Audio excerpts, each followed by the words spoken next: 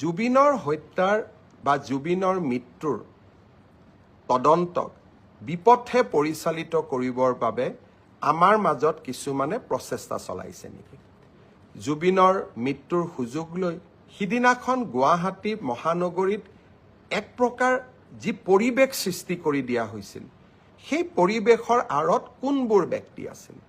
মই ৰাইজক আকৌ এবাৰ ক'ম, চৰকাৰখনক আপোনালোকে বেয়া পাব পাৰে। আমি আপোনালোকৰ কিছুমানৰ ঘৰ এভিকশ্যন কৰিছোঁ, আপোনালোকে আমাক বেয়া পায়। কিন্তু এভিকশ্যনৰ প্ৰতিশোধ ল'বলৈ জুবিনক আপোনালোকে ঢাল হিচাপে ব্যৱহাৰ নকৰিব। জীৱনকালত কোনটো জাগাত আপোনালোকে জুবিনক সংগীত অনুষ্ঠান পৰিৱেশনৰ কাৰণে মাতিছিল? বাংলাদেশৰ পৰা মমতাজক লৈ অহা কেইবাটাও উদাহৰণ আছে, কিন্তু আপোনালোকৰ অঞ্চলবিলাকত গৈ জুবিনে সংগীত অনুষ্ঠানো পৰিৱেশন কৰিব পৰা নাছিল। জুবিনৰ মৃত্যুৰ পিছত আপোনালোকে কেনেকৈ জুবিনৰ অনুৰাগী হৈ পৰিলে? হিমন্ত বিশ্ব শৰ্মাৰ ওপৰত আপোনালোকে প্ৰতিশোধ ল'ব লাগে। মোৰ ওপৰত আপোনালোকে প্ৰতিশোধ লওক, কিন্তু সেই প্ৰতিশোধ বা সেই মই কিয় এভিকশ্যন কৰিছোঁ তাৰ প্ৰতিশোধ আপোনালোকে জুবিনৰ নাম লৈ নকৰিব। ৰাজনীতি আমিও কৰোঁ, আমিও বুজি পাম।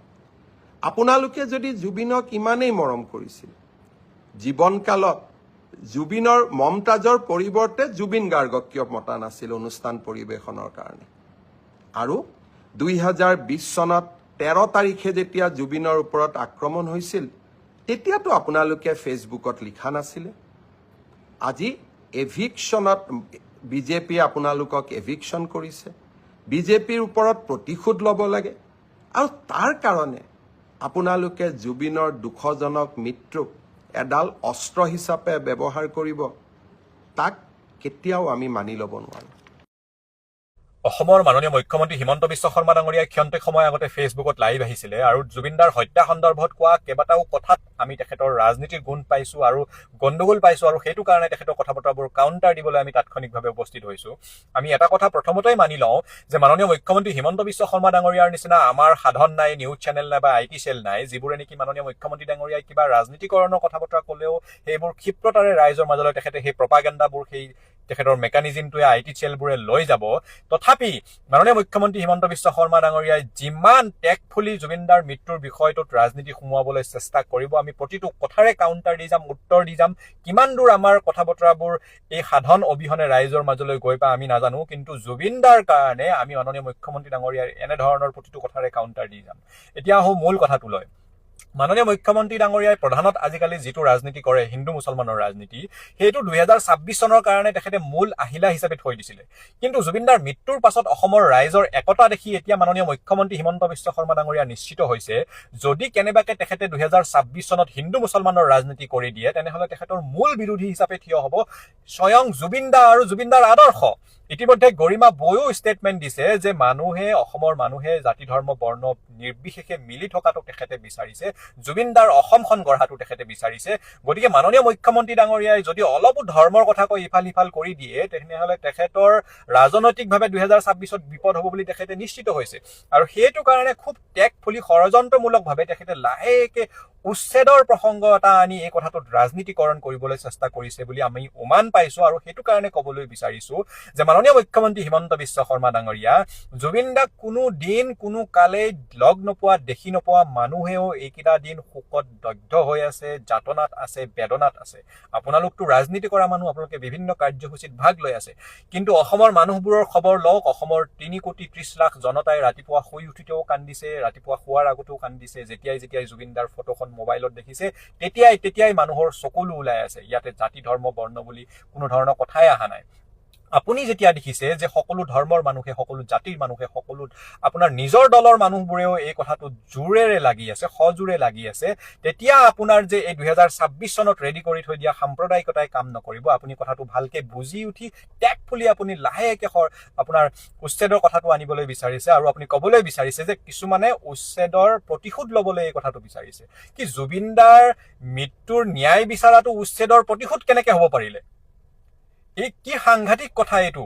মুখ্যমন্ত্ৰীৰ আসনখনত থাকি ইয়াতকে দুৰ্ভাগ্যজনক কথা আৰু কোনোবাই ক'ব পাৰিব নেকি? যে কোনোবাই যদি উচ্ছেদৰ সমৰ্থন কৰে বা বিৰোধিতা কৰে বা আপুনি যিসকলক উচ্ছেদ কৰিছে তেওঁলোকৰ কি জুবিনদাৰ মৃত্যুৰ ন্যায় বিচৰা অধিকাৰটো নাই নেকি? অসমৰ 3,30,00,000 মানুহৰ মনত হৃদয়ত জুবিনদা আছে। জুবিনদা তেখেতসকলৰ কাৰণে আবেগ। গতিকে ইয়াত উচ্ছেদৰ প্ৰসংগ আহিবই নোৱাৰে। আপুনি যেতিয়া আশ্বস্ত হৈছে, নিশ্চিত হৈছে যে এবাৰ হিন্দু মুছলমান নচলিব, আপুনি উচ্ছেদৰ এটা ৰূপ দি প্ৰকাৰান্তৰে আপুনি বস্তুটো সুমুৱাবলৈ চেষ্টা কৰিছে, পলাৰাইজ কৰিবলৈ চেষ্টা কৰিছে। এইবোৰ মাননীয় মুখ্যমন্ত্ৰী ডাঙৰীয়া নকৰিব। আপোনাক আহ্বান জনাইছো। আপুনি প্ৰমাণ কৰক আপুনি কিমান জুবিন প্ৰেমী। আপুনি ষ্টেটমেণ্ট দিয়ক। আপুনি আৰম্ভণিৰ দিনাখনৰ পৰা 19 তাৰিখৰ পৰা আপুনি দিয়া ষ্টেটমেণ্টবোৰ পাব্লিক ডমেইনত আছে। আপুনি কেনেধৰণে কৈছিলে প্লেচ অফ অকাৰেঞ্চ ছিংগাপুৰ বুলি তেওঁলোকক আনি সোধপোছ কৰিব। আপোনাৰ তেনেধৰণৰ দুৰ্বল ষ্টেটমেণ্টবোৰ যি দিছিলে আৰু আজিৰ দিনটোলৈ আপুনি কি কি ষ্টেটমেণ্ট দি গৈছে প্ৰতিটো ক্ষেত্ৰতে, সেইবোৰ অসমৰ ৰাইজৰ আগত উত্তৰ দিয়ক। আপুনি কিমান জুবিন প্ৰেমী উত্তৰ দিয়ক যে অসমত কেইবাখনো এজাহাৰ পৰাৰ পাছত আপুনি সিদ্ধাৰ্থ শৰ্মাক দিল্লীত এৰি থৈ আহি ইয়াতে গৰিমা বৌৰ অজুহাত দেখাইছে। আপুনিতো আমাতকে বেছি ভালকে আইন জানে। আপুনি উত্তৰ দিয়ক। মুখ্যমন্ত্ৰী চকীখনত বহি থাকি কোনোবা অভিযুক্তৰ বিৰুদ্ধে কেইবাখনো এজাহাৰ পৰাৰ পাছত জুবিনদাৰ নিচিনা জাতীয় সম্পদ আৰু জাতীয় আৱেগক আমি হেৰুৱাৰ পাছত আপুনি সেই সিদ্ধাৰ্থক তাতে এৰি থৈ আহি ইয়াতে গৰিমা বৌৰ কথা ক'ব পাৰি নেকি? সেই কথাটোৰ উত্তৰ অসমৰ ৰাইজক দিয়ক। গতিকে কথা বতৰাবোৰ ইফাল সিফাল কৰি আপুনি ৰাজনীতিকৰণ কৰিলে অসমৰ মানুহে এইবোৰ বুজি পায়। মুখ্যমন্ত্ৰী ডাঙৰীয়া, এইবোৰ ৰাজনীতি এতিয়াই কৰাতকে, তদন্তৰ এইটো সময়ত এইবোৰ ৰাজনীতি কৰাতকে আপুনি অসমৰ ৰাইজে জুবিনদাৰ মৃত্যুৰ ন্যায়ৰ বিষয়টো যেনেধৰণে বিচাৰিছে সেই ধৰণে আগুৱাই লৈ যোৱাৰ প্ৰয়াস নকৰে কিয়? আপুনি প্ৰমাণ নকৰে কিয় যে আপুনিও জুবিনদাৰ আদৰ্শৰে চলা এগৰাকী মানুহ? আপুনি জীৱনত কেতিয়াও সাম্প্ৰদায়িকতা নকৰে বুলি আজি কচম খাওক, শপত খাই কওক যে আপুনি জুবিনদাক যদি ভাল পায় আৰু কেতিয়াও সাম্প্ৰদায়িকতাৰ ৰাজনীতি আপুনি নকৰে। কিন্তু জুবিনদাৰ মৃত্যুৰ তদন্ত চলি থাকোতে আপুনি সুমুৱাই দিলেই নহয় উচ্ছেদ। ইয়াত উচ্ছেদৰ প্ৰসংগটো আহিব পাৰে কেনেকৈ? আপুনি সেইটো যুক্তিৰে ক'ব লাগিব। ষ্টেটমেণ্ট এটা দিলেই নহয় যে উচ্ছেদৰ প্ৰতিশোধ ল'বলৈ। সেইটো আপুনি বহলাই ব্যাখ্যা কৰি দিয়ক যে জুবিনদাৰ মৃত্যুৰ ন্যায় বিচাৰাটো একাংশই উচ্ছেদৰ প্ৰতিশোধ ল'বলৈ কৰা ব্যৱস্থা হ'ব কেনেকে পাৰে? অসমৰ 3,30,00,000 মানুহে জুবিনদাক ভাল পায়। জাতি ধৰ্ম বৰ্ণ নিৰ্বিশেষে সকলোৱে ভাল পায়। আপোনাৰ নিজৰ দলৰ মানুহে জুবিনদাৰ মৃত্যুৰ বিষয়টোত ন্যায় বিচাৰি আছে। গতিকে আপুনি কিমান ষড়যন্ত্ৰমূলকভাৱে এই কথা বতৰাবোৰ কৈছে ৰাইজে কিন্তু ধৰিব পাৰিছে। গতিকে মাননীয় মুখ্যমন্ত্ৰী ডাঙৰীয়া, এনেধৰণৰ কথা বতৰাবোৰৰ পৰা তদন্তৰ এইটো সময়ত কমচে কম আপুনি বিৰত থাকক। আপুনি আৰম্ভণিৰ পৰা কোনবোৰ কথা কৈছিলে, কিমান দিন পিছত অভিযুক্তসকলক ধৰা হ'ল, কাৰ অভিযুক্তৰ ক'ত লিংক আছে, ক'ত সম্পৰ্ক আছে, অসমৰ মানুহে সকলো দেখিছে। তথাপি অসমৰ ৰাইজে একেলগে একেমুখে লাগি আছে, একেমুখে কৈ আছে, সকলোৱে একলগ হৈ, কংগ্ৰেছ বিজেপি জাতীয় পৰিষদ বুলি কথা নাই, হিন্দু মুছলমান বুলি কথা নাই, সকলোৱে একেমুখে একেলগে লাগি আছে যে জুবিনদাৰ মৃত্যুৰ কাৰণে যিসকল দায়ী, জুবিনদাৰ হত্যাত যিসকল দায়ী, তেওঁলোকে শাস্তি পাবই লাগিব। আৰু সেই কামটো আপুনি মুখ্যমন্ত্ৰীৰ আসনখনত যিহেতু আছে, সেই কামটো কৰাত আগবাঢ়ক।